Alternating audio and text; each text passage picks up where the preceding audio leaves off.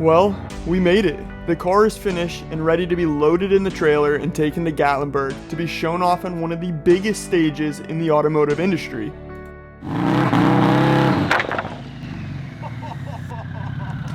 shot the boards like literally 30 feet that way. We were probably this close from not making it to Gat.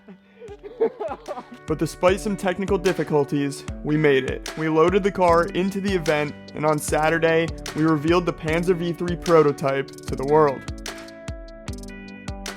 Unfortunately, on Saturday night, while I was sound asleep, everything started to go bad. Sevierville Mayor Robert Fox says the Slammedenuff car show will not be welcome back to the city after the final day was canceled over the weekend. Law enforcement says a crowd at Jimmy's Market became unmanageable and officers cleared the parking lot at the business request to ensure safety. So Sunday morning, we loaded the car back in the trailer, said goodbye to the JDC team, and started our 6-hour ride home. And about 2 hours in, my Duramax blew up. Holy, this ain't good, boys.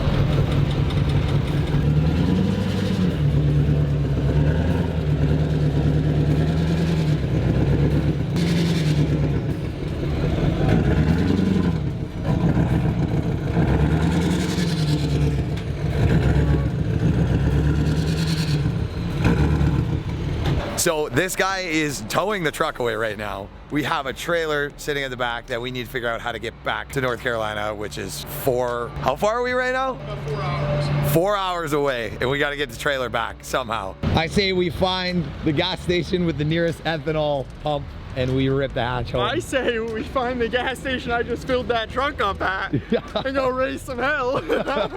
If any of you watching this video are a lawyer and you guys have ever fought a gas company that blew your engine right after you filled, leave a comment, message Brandon. This is crazy. I've never had something like this happen before. Dude, honestly, like if we both grab that trailer hitch and just yank, we might be able to make it a couple ways. We're just gonna Flintstones this thing back. We got a dozer right there. He's like, oh, I should have brought a truck here on my trailer, so then we could have hooked his truck up to your trailer, haul it back to his house, and then he can haul your truck back on this trailer. You got spare trucks you got over at the shop? What's the rental fee on one of those? Can you beat U-Haul prices? Ask your boss if you can rent a military vehicle to bring the trailer back. Yeah, right. Yeah, let's get picked up with an F-15, dude. Oh my gosh. We are fucked. We are so fucked. This is like the craziest scenario. We're literally in the middle of nowhere and we don't have a vehicle. We just have we have a vehicle, but it makes 1,000 horsepower on E. FaceTiming Dad. He blew the truck up. Yeah, it's got a hole. He thinks there's a hole in the piston on cylinder 8 is what we're thinking, but not sure. We can't go with the guy, so me and Brandon are literally in the middle of nowhere and we got a trailer with his hatchback in the back of it that only runs on ethanol fuel. Wow, why can't you just look for a truck rental or something? We're trying, but it's a Sunday at 6 o'clock and everything is closed and we're in the middle of nowhere at a dollar store. There she goes. And we are left with this. A trailer. We got a bit of a problem. Like, I don't know anyone with, well, one, to get us out of here. 2, with a diesel that could potentially pull my trailer. All right, so I've called a lot of people. I've called numerous friends from both in Gatlinburg right now. I've called friends from back home in Goldsboro. Really no one availed. I even called my ex. What did you say when you called her? That was hilarious. I asked her if she knew anyone that had a diesel truck, because I've literally called everyone. Another friend, the only friend I really know from work that has a big dually Duramax, and without hesitation, we are 4 hours away from home, so that means he's got an 8-hour ride tonight, plus loading up and doing all that. Without hesitation, he's like, yeah, I got you. Send me the Addy, I'm on my way. Dude, we're 4 hours away. Oh my God. So, that's wild. I'm probably gonna steal these clips from Daniel. So Mr. Guru, if you're watching this video, you are my absolute hero. I probably got a $25,000 bill on the Duramax to get that thing running again.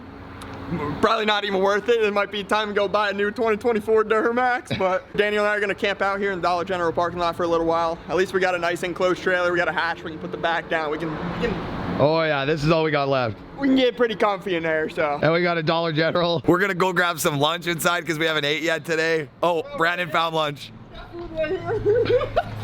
The sun went down. And The we're sun still went down here. a long time ago. Like 3.5 hours ago. He's here. Let's go. So we got home, and a few days later, I gave Ricardo a call to see if there was an update on the Duramax. Hey Ricardo, what's going on? No, Matt, what are you doing? Oh, sitting here getting my car drivable, so I got something to daily around in. Something you're driving beside the Duramax? Yeah. Piston number 7 by hole. Piston number 7's got a hole. Yeah. All right. That's my problem. That's my problem. Well, we got a hole in a piston on the Duramax. That is, that's not too good of news, but kind of saw it coming. Did not have my hopes up whatsoever. In fact, I was banking on it being a piston. So, just gonna have to get that thing back here. We're gonna have a Duramax job. That night, I got the truck towed back to my house, and the next day, I got it pulled up to the garage door.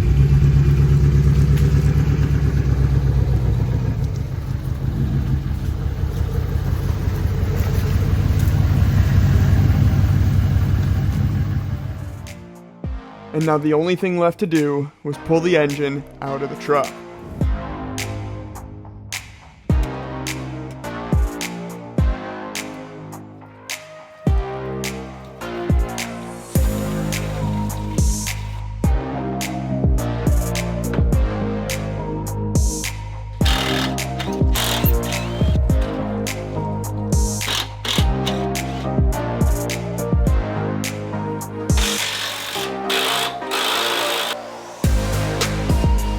Morning, sunshine. Good morning. Are you and the dog so he don't You got eat me me? some breakfast? Yeah. Thanks. This is my coworker Phil, and he was nice enough to come over and help me get this engine out.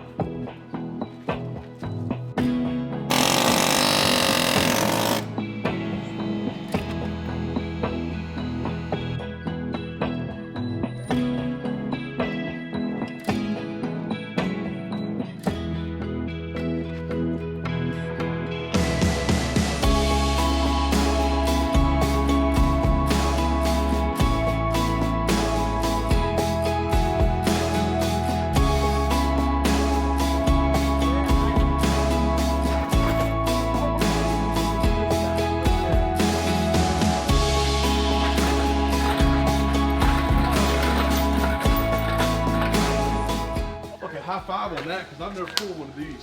What you think? Pretty fucking good. Not too bad, huh? Engine's out. We got to get this thing in the stand. I'm hoping that I have some bolts here that we can make fit with my engine stand. The bell housing bolts that came off the truck, pretty short. I don't think they're gonna fit all the way through, so we'll figure something out there. But it's my first time pulling a Duramax or any diesel at that point. So let's get this thing in the stand and then we can start tearing it down, see the damage.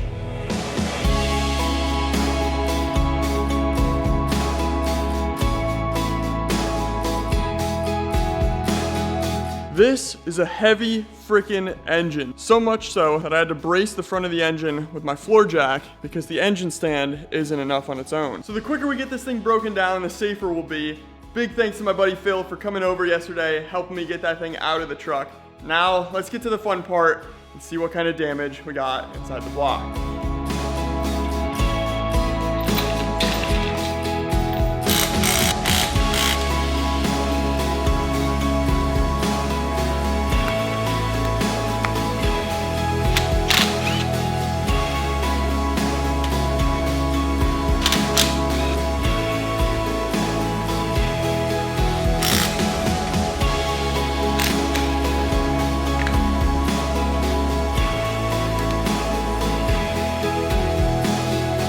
My plan was to look down injectors 5 and 7 with my borescope, but my borescope was dead, so I moved on.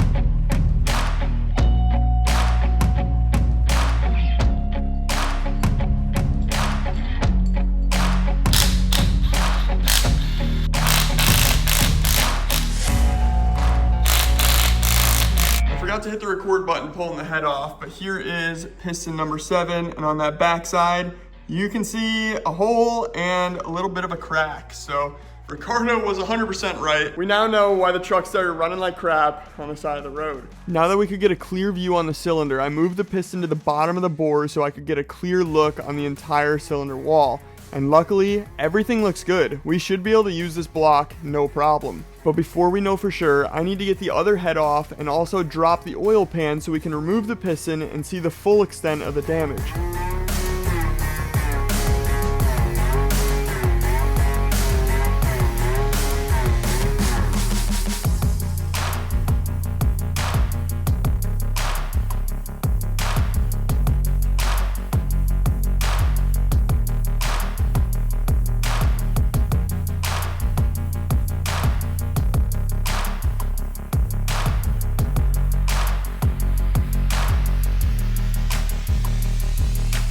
Next up is to pull the oil pan off the bottom, and that way we can get to the rotating assembly to loosen the rod cap and pull the piston and rod out the top. Now, the engine is still a bit heavy, so I went ahead and cut up some 4x4s and braced it on the motor mounts, and that way we can pull the pan, because if I have the jack on the oil pan, we're not going to be able to take that off. And after removing both heads, it does appear that piston number 7 is the only one with a hole in it. And some more good news, the heads look perfectly fine, so we'll get those resurfaced, and then we can go ahead and reuse those.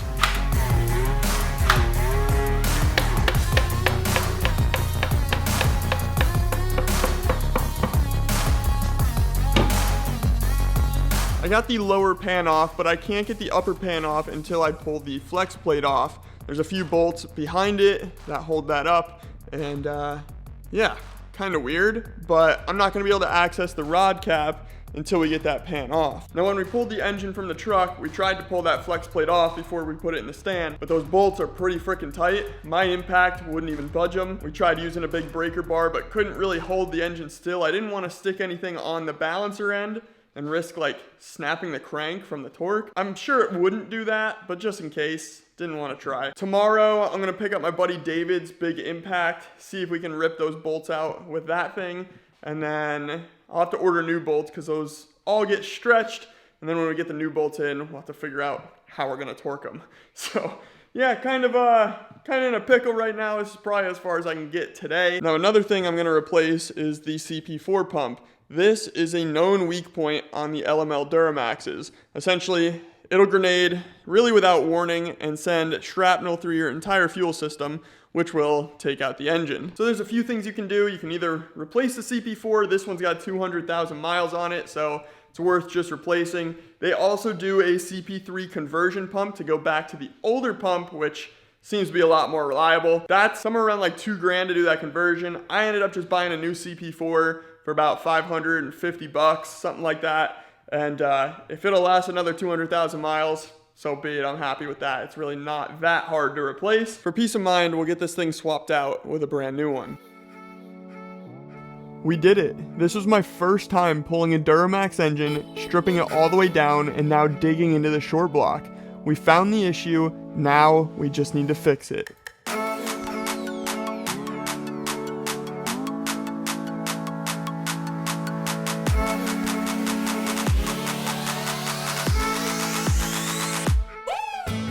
Super happy with the progress we made in this video. Been learning a lot, and honestly, with the damage not looking too bad, can't really ask for much more. So I'm gonna wrap this one up here. In the next video, we should be able to get this thing completely rebuilt, back in the truck, and get the daily back in action.